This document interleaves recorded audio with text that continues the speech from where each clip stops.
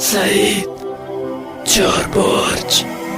امشب آخرین شب کنار تو میری و من باز همش یاد تو.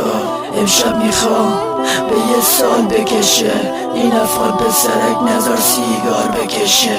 امشب چرا همش قلبم میلرزه، اون یارو غریبه مگه چقدر میارزه. فردا میری به زندگی جدید، من میمونم و این دلتنگی شدید.